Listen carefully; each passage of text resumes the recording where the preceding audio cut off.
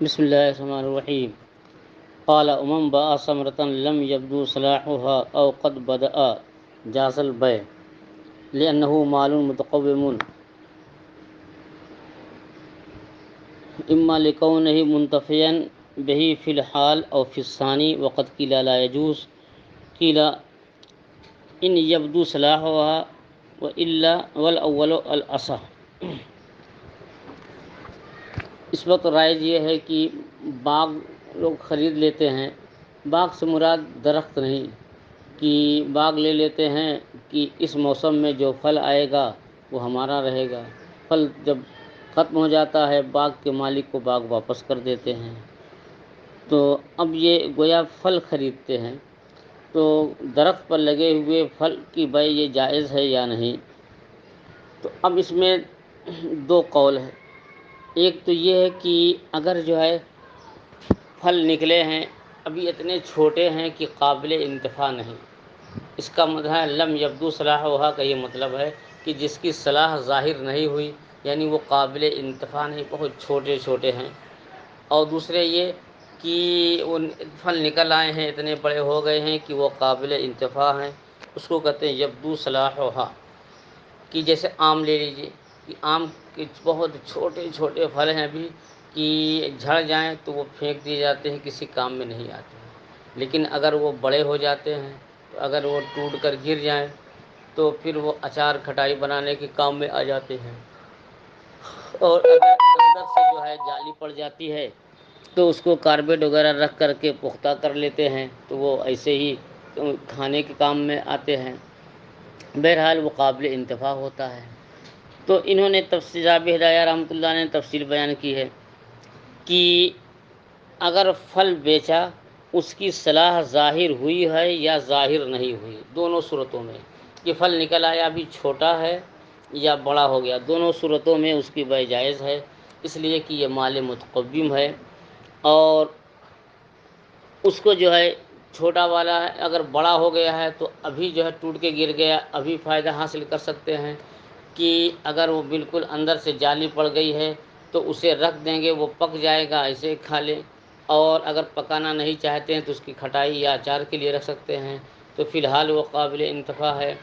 اور اگر ابھی قابل انتفاع نہیں تو چند دن میں قابل انتفاع ہو سکتا ہے، تو اس لیے اس کی بیع جائز ہے۔ اور ایک قول یہ ہے کہ اگر وہ قابل انتفاع ہے، صلاح ظاہر ہو گئی ہے تو بیع جائز ہے،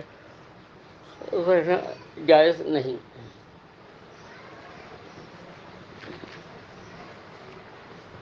دیکھیے امام با ثمرتن، جس نے پھل جو ہے فروخت کیا، اس کی صلاح ظاہر ہو چکی ہے یا ظاہر نہیں ہوئی، اس کی بیع جائز ہے، اس لیے کہ مال متقوم ہے۔ دلیل دے رہے ہیں یا تو اس لیے کہ یہ فی الحال منتفع بھی ہے، کہ فی الحال اس سے نفع حاصل کر سکتے ہیں، کھٹائی وغیرہ بنا سکتے ہیں،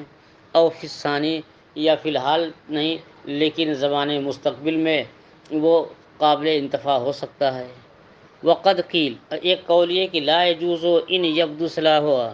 اگر اس کی صلاح ظاہر جو ہے ہو گئی ہے تو اس قیلا قد قیلا لا یجوز، ایک قول یہ ہے کہ اس کی بیع جائز ہی نہیں ہے، جس کی صلاح جو ہے ظاہر ہوئی ہو یا ظاہر نہ ہوئی ہو۔ اور ایک قول یہ ہے کہ اس میں فرق کرتے ہیں کہ اگر صلاح ظاہر ہو چکی ہے تو اس کی بیع جائز، صلاح نہیں ہوئی ہے تو بیع جائز نہیں۔ لیکن صاحب رایہ فیصلہ فرماتے ہیں کہ والاول اصح، اور پہلا قول یہ اصح ہے، مفتابع ہے، کہ اس کی بیع جائز ہے چاہے صلاح ظاہر ہوئی ہو یا ظاہر نہ ہوئی۔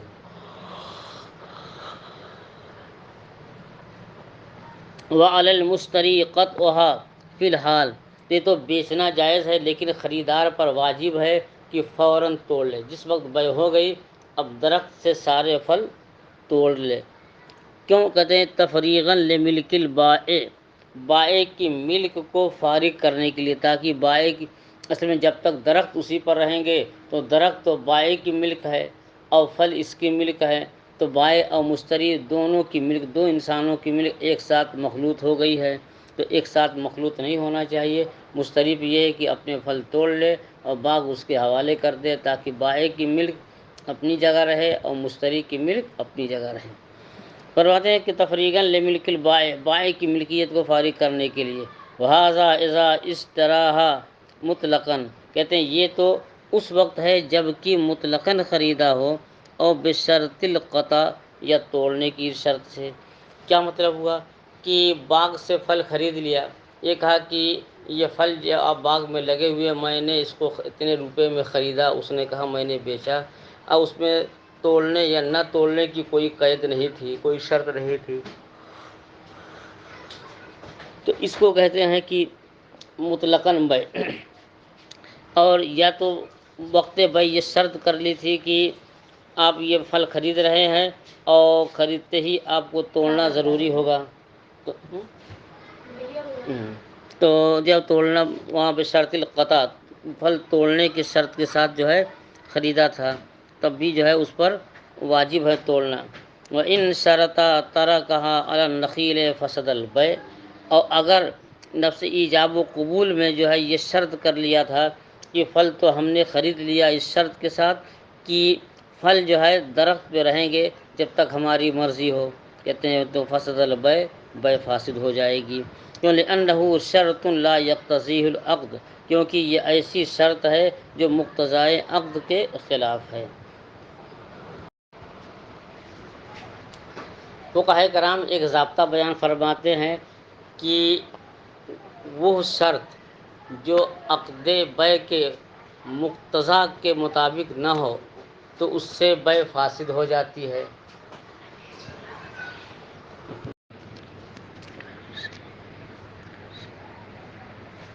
وَإِن شَرَطَ تَرْكَهَا عَلَى النَّخِيلِ فَسَدَ الْبَيْعُ،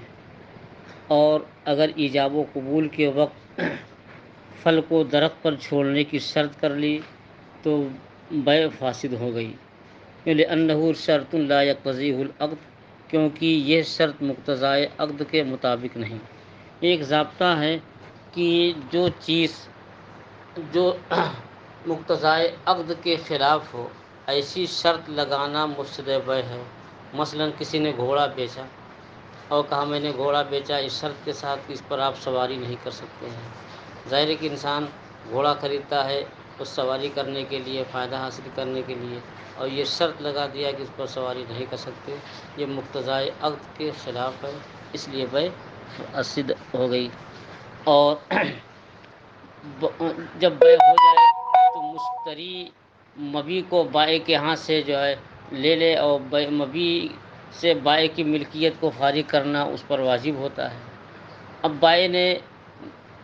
پھل بیچ دیا، مبیع یہ مشتری یہ کہتا ہے کہ جب تک میں چاہوں گا پھل جو ہے درخت پہ باقی رکھوں گا، تو یہ تو مشتری اور بائع دونوں کی ملکیت مخلوط ہو جا رہی ہے، یہ شرط جو ہے مقتضائے عقد کے خلاف ہے، اس لیے مفسد بیع ہے۔ فرماتے اس لیے کہ یہ شرط جو ہے عقد کے مطابق نہیں، وہ شغل ملک الغیر، اور وہ شرط کیا ہے جو مقتضائے عقد کے خلاف ہے، کہ غیر کی ملکیت کا مشغول رکھنا، غیر کی ملکیت کا مشغول رکھنا ہے۔ اور دوسری او ہوا صفقۃ فی صفقۃ،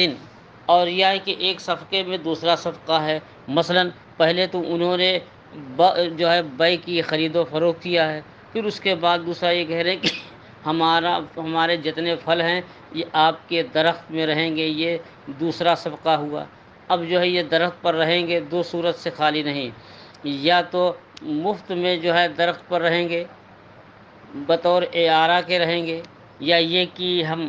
جو ہے اپنا پھل جو ہے آپ کے درخت پر جو ہے رکھیں گے، جب ہماری طبیعت کہے گی ہم اس کو توڑ لیں گے اور ہم اس کا کرایہ دیں گے۔ تو اعارہ بھی ہو سکتا ہے، اور جو ہے کہ بیع میں اعارہ بھی ہو سکتا ہے اور بیع میں اجارہ بھی ہو سکتا ہے، کہ پہلے بیع ہوئی پھر بعد میں اعارہ، پہلے بیع ہوئی بعد میں اجارہ۔ وقضا بیع الزرع بشرط ترک، ایسے ہی کسی نے جو ہے فصل خریدی اور خریدنے کے بعد مشتری یہ کہہ رہا ہے کہ یہ جب تک کہ گیہوں مثلا تیار نہ ہو جائے اس وقت تک یہ کھیت میں ہمیں رکھیں گے، تو یہاں بھی وہی صورت ہو گئی کہ مشتری کی ملک بائع کی ملک سے مخلوط رہے گی۔ اب جو ہے یہ فصل کھیت میں رہے گی، یہاں بھی دو حال سے خالی نہیں، یا تو بغیر اس کے بغیر کسی اجرت کے رکھیں گے تو یہ اعارہ ہو گیا، تو بیع میں اعارہ ہو گیا، یا یہ کہ ہم نے تو خرید لیا، مثلاً 10,000 کی فصل ہے اور جب تک چاہیں گے فصل باقی رکھیں گے، 1,000 اس کا ہم الگ سے دے دیں گے، تو یہ 1,000 روپے جو اجارہ ہو گیا، تو بیع میں اجارہ، تو یہ ایک صفقۃ فی صفقہ ہو گیا۔ وَقَضَا إِذَا تَنَاهَا أَصْلُهَا عِنْدَ أَبِي حنیفہ۔ اب جو ہے بعض و ابی یوسف بعض یہ فرماتے ہیں کہ درخت میں پھل جب مکمل ہو گیا، اتنا بڑا ہو گیا کہ اپنی آخری حد تک پہنچ گیا، اب اس کے آگے بڑا نہیں ہوگا، تو اس صورت میں جو ہے درخت سے پھل کو کوئی فائدہ نہیں ہو رہا ہے، بس یہ ہے کہ اب اس کو گلنے سڑنے سے محفوظ رہے گا، خراب ہونے سے محفوظ رہے گا، لیکن درخت سے وہ کوئی اپنی جسامت نہیں بڑھا رہا ہے، اس لیے جو ہے یہ جائز ہے، بعض کہتے ہیں۔ لیکن امام اعظم رحمۃ اللہ علیہ کے نزدیک یہ ہے، خواہ پھل جو ہے اپنی انتہا کو پہنچ چکے ہوں جسامت میں یا انتہا کو نہ پہنچے ہوں، دونوں صورتوں میں یہ بیع جائز نہیں ہے۔ یہی امام اعظم ابو حنیفہ رضی اللہ تعالیٰ عنہ اور امام ابو یوسف رضی اللہ تعالیٰ عنہ کا قول ہے، جیسا کہ ہم نے عرض کیا۔ کیوں؟ اس لیے کہ یہ شرط جو ہے مقتضائے عقد کے خلاف ہے۔ وَاسْتَحْسَنَهُ مُحَمَّدٌ لِلْعَادَةِ، حضرت امام محمد رحمۃ اللہ علیہ نے اس بیع کو جائز قرار دیا ہے، اور یہ عرف عادت کے مطابق بطور استحسان۔ آج آپ دیکھ لیں کہ پورے ہندوستان ہی نہیں، میں سمجھتا ہوں کہ دنیا میں شاید ہر جگہ یہ معاملہ ہو کہ درخت سے جو پھل خریدتے ہیں تو فوراً نہیں توڑتے، بلکہ پھل چھوٹا چھوٹا نکل آیا اور بیع ہو جاتی ہے، اب یہ خریدنے والے اس کی رکھوالی کرتے ہیں، بائع سے اس کا کوئی مطلب نہیں ہوتا، اور بائع کچھ بھی مداخلت نہیں کرتا کہ پھل آج توڑیے، کل توڑیے، پرسوں توڑیے، وہ تو جیسے جیسے پھل بڑا ہوتا جاتا ہے، پکنے کے قریب ہوتا ہے تو مشتری اسے توڑتا رہتا ہے، تو جب سارے پھل توڑ لیتا ہے تو باغ جو ہے بائع کے حوالے کر دیتا ہے، اور بائع اس میں مداخلت نہیں کرتا۔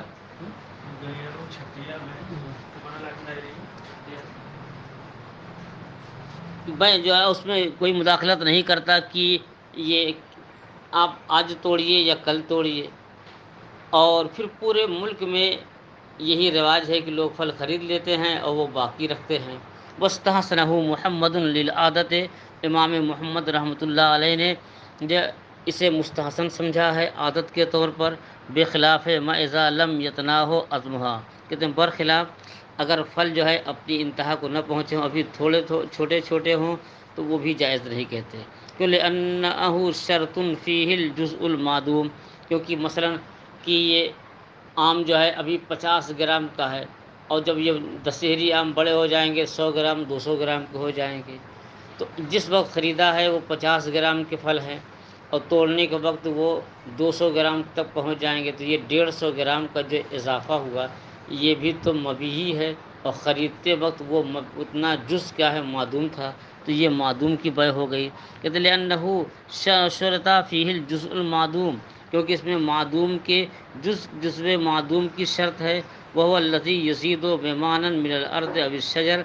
جزو معدوم وہ ہے کہ جو زمین سے یا درخت سے معنوی طور پر اضافہ ہوگا، مثلاً کہ وہی آم کے پھل جو ہے 50 گرام کے ہیں، اور جب یہ وقت آ جائے گا تو 150 گرام 200 گرام کے ہوں گے، تو اس میں اضافہ ہوا 100 گرام 150 گرام کا، تو اضافہ درخت کی وجہ سے ہوا کہ زمین کی وجہ سے ہوا، تو بعض کہتے ہیں درخت کی وجہ سے، بعض کہتے ہیں زمین کی وجہ سے، کچھ بھی ہو، زمین بھی زید کی ہے اور درخت بھی زید کا ہے، تو زید کی ملک سے اضافہ ہوا، کہتے ہیں یہ اضافہ ہوتا ہے معنوی اعتبار سے درخت سے یا زمین سے۔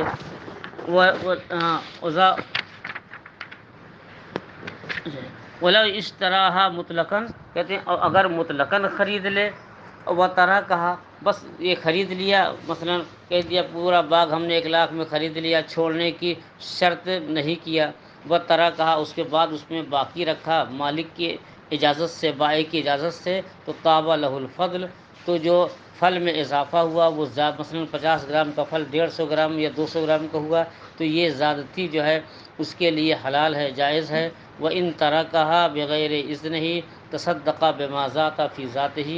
اور اگر اسے چھوڑ دیا مالک کی اجازت کے بغیر، بائع کی اجازت کے بغیر، تو جتنا اضافہ ہوا ہے اس میں اس کو وہ صدقہ کرے گا۔ لِحُصُولِهِ بِجِهَةٍ مَحْظُورَةٍ، کیونکہ جو اضافہ ہوا ہے ایک امر ممنوع کے سبب سے، مثلا بغیر اجازت دوسرے کی ملک سے فائدہ حاصل کیا، خریدا ہے 50 گرام کا پھل اور اب جو ہے بیچنے کے وقت وہ 200 گرام کے ہو گئے، تو جو اضافہ ہوا وہ زید کے باغ، زید کے پیڑ یا اس کی زمین کی وجہ سے ہے اور اس کی اجازت کے بغیر ایسا۔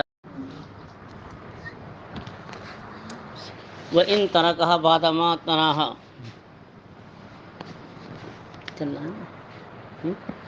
اور اگر جو ہے پھل اپنی انتہا کو پہنچنے کے بعد اس نے خریدا، اور جب پھل اپنی انتہا کو پہنچ گیا اس کے بعد جو ہے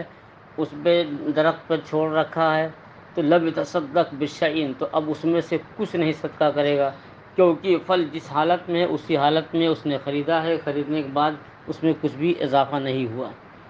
تو لأن هذا تغیر حالت لا تحقق زیادت، بس اتنا ہے کہ پھل جب خریدا مثلا کچا تھا، اب اس کے درخت پر رہتے ہوئے پک گیا تو حالت بدل گئی، پہلے ہرا تھا اب پیلا ہو گیا تو حالت بدل گئی اور پھل میں اضافہ نہیں ہوا۔ کہتے ہیں کہ یہ جو درخت پر باقی رکھنا یہ ایک حالت کا بدل جانا ہے اور ذاتی کا میں اضافہ، اور اس میں جو ہے اضافے میں تحقق نہیں ہے۔ وَإِنْ اشْتَرَاهَا مُطْلَقًا وَتَرَكَهَا عَلَى النَّخِيلِ، اور اگر اسے خریدا مطلقاً کہ مثلا پھل خرید لیا اور اسے درخت پر چھوڑ دیا، وقد استاجر النخیل الى وقت الادراک، مثلا 10,000 میں باغ خرید لیا اور کہا کہ یہ پھل میں اس پر باقی رکھوں گا جب تک یہ تیار نہ ہو جائے، اور 2,000 روپے میں آپ کو یہ بطور اجارہ جو ہے دے رہا ہوں۔ فرماتے ہیں کہ اگر پھل خریدنے کے بعد پھلوں کو درخت پر چھوڑ دیا اور درختوں کو اجرت پر لے لیا الی وقت الادراک، اور پھل تیار ہونے کے وقت، تو تابع لہ الفضل، جو پھل میں اضافہ ہوگا وہ ذاتی اس کے لیے حلال ہوگی، کیوں لأن الاجارۃ باطلۃ، کیونکہ اجارت جو ہے یہ باطل ہے، لعدم التعارف والحاجت، کہ نہ یہ متعارف ہے، لوگ باغ خریدتے ہیں، خریدنے کے بعد جتنے دن باقی رکھتے ہیں کوئی اجارہ نہیں دیتا اور اس کی حاجت بھی نہیں ہے۔ فبقی الاذن معتبرا، تو مالک نے بائع جو ہے پھل کو باقی رکھنے پر راضی ہے تو اس کی اجازت سے باقی ہے، اجازت کا اعتبار ہوگا، اور جب اجازت معتبر ہوگی تو پھل حلال ہوگا۔ بخلاف ما اذا اشترى الزرع او واستاجر الارض الى ان يدرك وتركه حيث لا يطيب له الفضل، اور بخلاف اس کے کہ جو اس نے کھیتی یا پھل خرید لیا اور کہہ دیا کہ تیار ہونے تک میں اسے اجارے پر، زمین کو میں اجارے پر لے رہا ہوں یا درخت اجارے پر لے رہا ہوں، الی ان یدرکا، جب تک کہ وہ تیار نہ ہو جائے کھیتی، وترکہ، اور فصل کو چھوڑ رکھا زمین میں، حیث لا یطیب لہ الفضل، کہ اب اس کے لیے جو زائد ہوں گے وہ ذاتی حلال نہیں، مباح نہیں، کیوں لأن الاجارۃ فاسدۃ للجہالۃ، کیونکہ اجارہ فاسد ہے جہالت کی وجہ سے۔ اجارہ صحیح ہونے کی ایک شرط یہ بھی ہے کہ اجارہ کی میعاد معلوم ہو، کہ مثلا 15 دن کے لیے، 1 دن کے لیے، 1 مہینہ کے لیے، تو اجارے میں کیا ہے کہ اجرت بھی معلوم ہو اور میعاد بھی معلوم ہو، اور یہاں وہ کہہ رہا ہے کہ میں فصل کو کھیت میں باقی رکھوں گا جب تک کہ وہ تیار نہ ہو جائے، اور تیار کب ہوگی، کتنے دن میں ہوگی،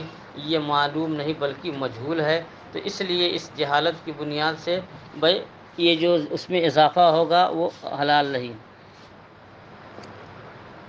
کیوں لأن الاجارۃ فاسدۃ للجہالۃ، کیونکہ اجارہ فاسد ہے جہالت کی وجہ سے۔ فاورثت خبثا، تو اب اس میں جو ہے خباثت پیدا ہوگی، ولو اشتراها مطلقا، اور اگر جو ہے پھل مطلقاً خرید لیا، فاثمرت ثمرا آخر، مثلا پھل چھوٹے چھوٹے نکلے تھے، خرید لیا، خریدنے کے بعد جو ہے اب اس میں نئے پھل نکل آئے، دوسرے پھل، تو فاثمرت ثمرا آخر قبل القبض، تو اس کے مشتری کے قبضہ کرنے سے پہلے دوسرے پھل آ گئے، فسد البیع، تو بے فاسد ہو جائے گی۔ تو اس لیے کہ ایک ہی درخت میں بائع کی بھی ملک ہے جو جدید پھل پیدا ہوئے، اور مشتری کی بھی ملک ہے کہ جسے اس نے خریدا تھا۔ اب یہ معلوم نہیں کہ یہ پہلے کے پھل کون ہیں، بعد کے پھل کون ہے، اور مشتری کو کے حوالے کرنا اب متعذر ہے۔ تو لا یمکن تو تسلیم المبی، اور مبی کو مشتری کے حوالے کرنا یہ ممکن نہیں، لتعذر التمییز، اور ان کے درمیان امتیاز متعذر ہے کہ بائع کا کون ہے اور مشتری کا کون ہے۔ کہتے ہیں ولو اثمرت بعد القبض، اگر قبضہ کرنے کے بعد پھل آیا تو یشترکان، ہاں بائع نے خریدنے کے بعد بائع نے بیچا، مشتری نے قبضہ کر لیا، قبضہ کرنے کے بعد پھر نئے پھل آ گئے، تو اب اس صورت میں کیا ہے کہ بیع صحیح ہے کہ خریدتے وقت جو پھل موجود تھے وہ مشتری کے ہیں، اور خریدنے اور قبضہ کے بعد جو پھل پیدا ہوئے ہیں وہ بائع کی ملک ہیں۔ کہتے ہیں ولو اثمرت بعد القبض، اگر قبضہ کرنے بعد جو پھل نکلا تو یشترکان، بائع اور مشتری دونوں جو ہے مشترک رہیں گے اس میں، للاختلاط، دونوں کے جو ہے کی ملکیت کے مخلوط ہونے کی وجہ سے، والقول قول المشتری فی مقدارہ، تو اب اس میں اختلاف ہوگا، وہ کہے گا کہ یہ ہمارا ہے، بائع کہے گا یہ ہمارا ہے۔ فرماتے ہیں اس سلسلے میں جب اختلاف ہو تو مشتری کا قول معتبر ہوگا مقدار میں، کہ لأنہ فی یدہ، کیونکہ جب مالک نے بائع نے باغ بیچ دیا ہے، اور اب تو وہ باغ جو ہے مشتری کے قبضے میں جب تک کہ پھل اس پہ باقی ہے، کیوں؟ اس لیے کہ یہ مشتری کے قبضے میں ہے۔ وقضا فی الباذلجان والبطیخ، اور ایسے ہی جو ہے کہ بطیخ جو ہے کہتے ہیں تربوز ہوگا کہ تربوز کی، اور جو ہے اور سبزیوں کی ہوتی ہے کہ سبزیاں نکلتی رہتی ہیں توڑتے سے، ہری مرچ ہے کہ ایک توڑتے رہیے مرچیں نکلتی رہتی ہیں، بیگن ہے کہ اس کو توڑتے رہیے پھر وہ پھل نکلتا رہتا ہے، اور ایسے ہی جو ہے کہ تربوز کہ آپ توڑتے رہیے اور نئے پھل نکلتے رہتے ہیں۔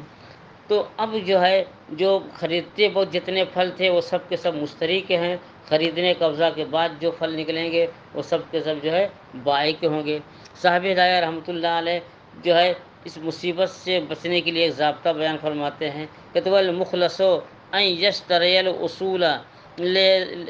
لیحصل الزیادۃ علی ملکہ، کہتے ہیں اور اس سے چھٹکارا یہ ہے